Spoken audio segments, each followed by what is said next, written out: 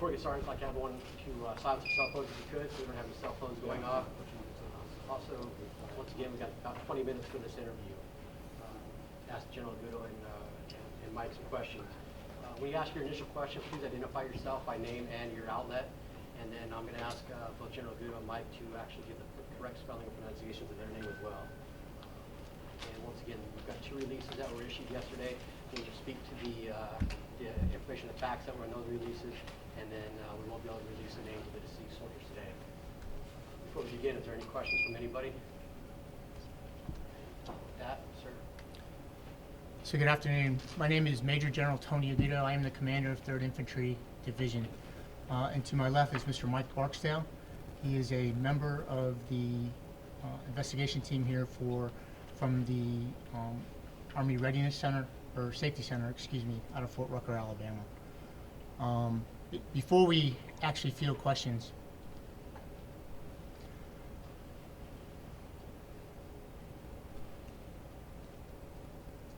I would like to offer my sincere condolences to the family members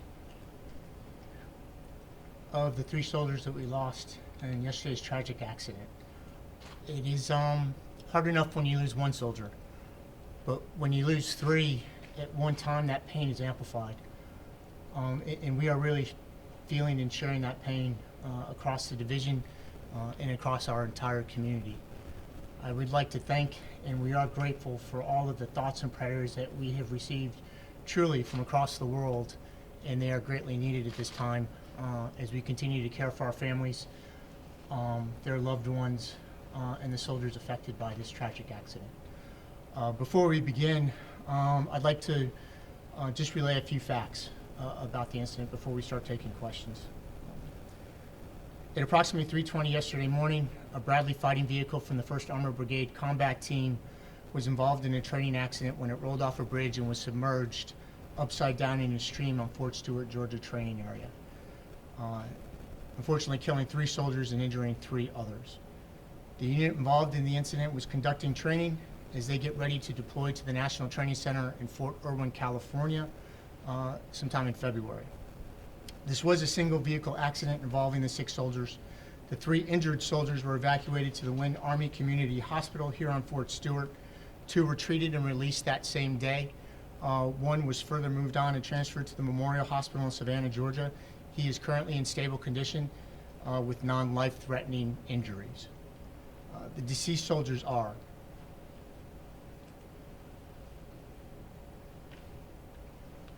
Sergeant First Class Brian Jenkins from Florida, Corporal Thomas Cole from Ohio, and PFC Antonio Garcia from Arizona. We will hold a memorial service for the soldiers in the near future, honoring their service to our nation. The 3rd Infantry Division and a team from the U.S. Army Combat Readiness Center are here investigating the incident, but our primary focus truly is for the care for the family members of the soldiers, their families, that were all affected by this tragedy. And with that, we are happy to take your questions. Sir, the soldiers were driving in blackout drive conditions that night, is that correct? Sir, it was at night. It was very early in the morning. Under what systems they were using to mitigate that risk is a little premature to answer right now. It is still an open investigation, and that will be part of the investigation. Typically with training exercises like this, are there higher ranking supervisors on hand? Absolutely. So in a training exercise like this, we plan it months in advance. It's resourced. It's rehearsed before we actually execute any kind of exercise. And that's everywhere from me being briefed on the exercise and approving the missions to the brigade commanders, the battalion commanders, the company commanders, the non-commissioned officers that are there in the conduct of the exercise. And that was the case with this one? Yes, it was. Is there any indication, Saturday night into Sunday morning was when whatever was left of had been tropical storm Nestor came through southeast Georgia in the area. Is there any indication that severe weather might have played any kind of role in this at this point? So it is true Nestor came. We didn't really feel the effects that we originally thought were going to happen. I would tell you that in any exercise, any commander, any soldier has the ability to stop, question what we're doing in the answer for safety. In other words, if we feel a commander, even though I have issued an execution order, can stop a training incident if he feels it's unsafe. In this particular incident, the effects of Nestor, or what was left of Nestor, had gone through. None of the warnings were out there to include storm surge or winds or any of those advisories. They had already passed at the time. While the investigation is ongoing, is there any aspect of training that is currently put on hold or changing while you gather more information? So the training that we're conducting in preparation for the National Training Center is what we do really across the Army and is standard. When we have an accident like this, we will stop. We'll do a quick discussion with all of our soldiers as to what we can do to help prevent these accidents, but the training still continues to go on. We do take considerations to ensure everybody is doing things safely, but there is a process by which we look at the training, assess the conditions, do risk mitigation or understanding the risk. And as I said, each commander will brief and then has the ability to adjust the training based on the safety conditions. But it's not being totally halted at this time? No, it is not. It is not. How often do you see accidents like this during training?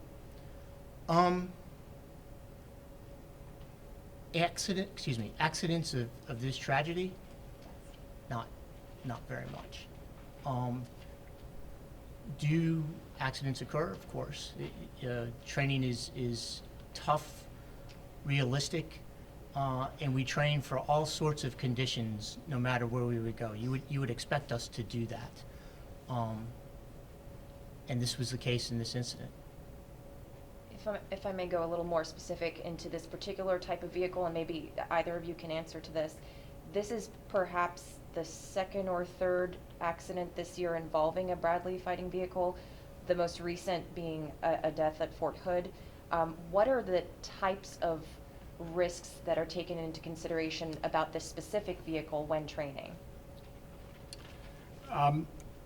All of our vehicles, the soldiers receive training on how to operate those systems, both under limited visibility, as were experienced on the night of this tragedy, and during daylight conditions.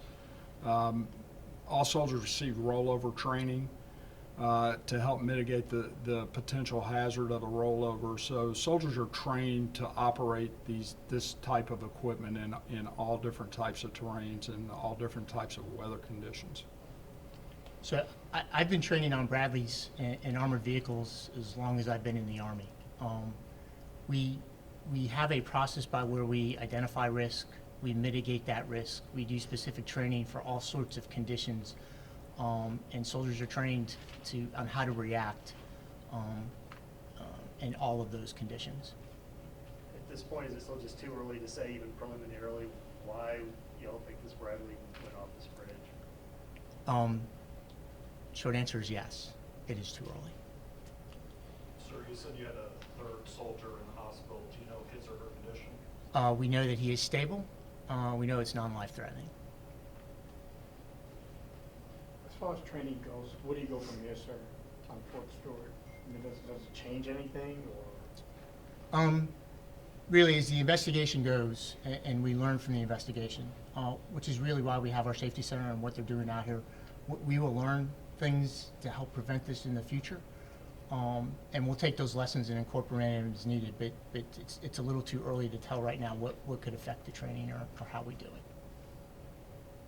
What's the timeline like for this investigation? What are some next steps? Typically, it takes us 3 to 4 weeks on the ground to complete what we call our field report. And then from there, we will present the command here at Fort Stewart with what our findings and recommendations are. And then from there, we go through a process where we finalize a report, and then it's posted back down through the chain of command, and it's entered into the database at the Combat Readiness Center.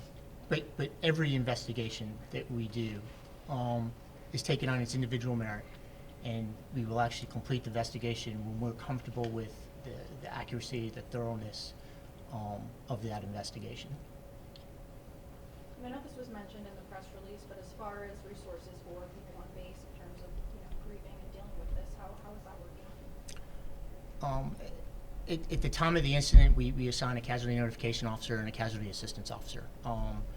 In each one of these cases, there is a casualty assistance officer that is specifically assigned to that family to help them deal with the process, the bereavement and just the administration process. Each unit has what we call a care team. It's usually comprised of soldiers, leaders, family members that are specifically there to help them. We also have a number of agencies and services here on post, and in the units, chaplains, behavioral health, grievance or bereavement specialists that will help them work their way through this. When the time is ready for the unit and the family members, we will have a memorial service that honors both their service and the family members as well. Was this a high bridge over the water? Was the water terribly deep? And is there anything further y'all can tell us about that? Truthfully, no, not until the investigation is complete. At this point, do we have any idea if the cause of the fatalities was more likely impact or being underwater? Again, no, I can't tell you that right now. Are you able to tell us how many other soldiers were training at the same time, perhaps in the same vicinity? So the entire combat brigade was actually out on training as part of this exercise. This particular incident, there was a battalion out training, and at the time of this movement, the battalion was all moving as part of the exercise. And this particular accident itself, there was a company as part of that battalion training. And are you able to confirm that the soldiers drowned? There is a team from our medical command here that is in the process of conducting the autopsy, so it would still be too early to say. Were there others nearby who were able to get to the scene fairly quickly? I mean, it's not clear if they were by themselves or if it might have taken a little time for anybody else to get to them or not. Yes, as I said, this particular incident, it was part of a battalion training exercise, and they were in the process, or they were with their entire company, so there were other soldiers nearby that assisted. Kind of circle a little bit back around to the Bradley. It takes 6 people to operate, yes? I'm going to give you it depends answer. A Bradley has a driver, a vehicle commander who's responsible for the vehicle, and then a gunner who also sits next to that vehicle commander. In the back of the Bradley, because its main role is to be a personnel carrier, the number of people that could actually be in the back of that vehicle varies depending upon the type of unit it is. And is it like a tank where you get in from the top? Actually, in a Bradley, you can get in a number of ways. You can get in from the top, and you can get in from the backside of the Bradley itself. But all 6 people involved in this case were in this one vehicle? Yes. And you said it's already hard losing one, but now 3. How has it been for the past 24 hours? Tough, in a word. We have all of our leadership has spent time with the unit. We spent time with the families. We spent time with the injured soldiers. It's been a tough time for all of us. How many times in your career have you had to do this difficult thing of talking about losing soldiers? And I'm sure it does not get any easier. I've been in the Army for quite a long time, and as you know, we've been all over the world. It never gets any easier, regardless of the circumstance.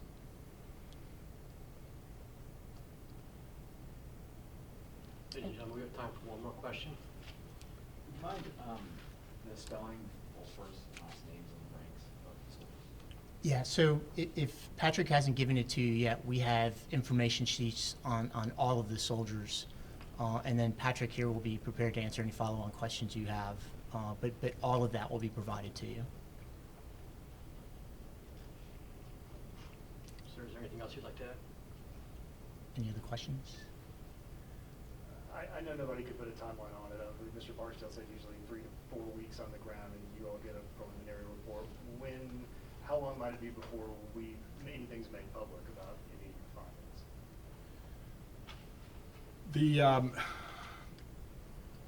We work under the the auspices, this is privileged safety information. There are other ongoing investigations as well.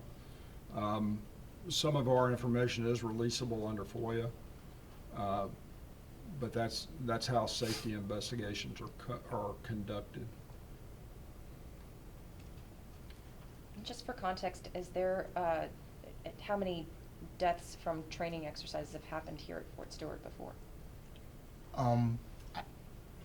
I can't speak for the history of Fort Stewart. I can tell you that our last training incident was 2018, early 2018.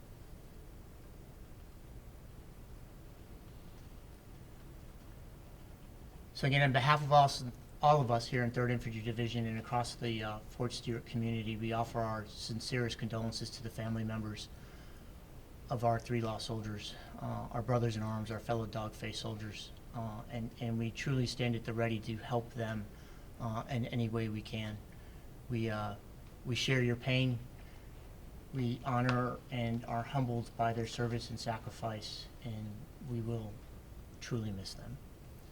Thank you all for coming today and taking the time. Thank you.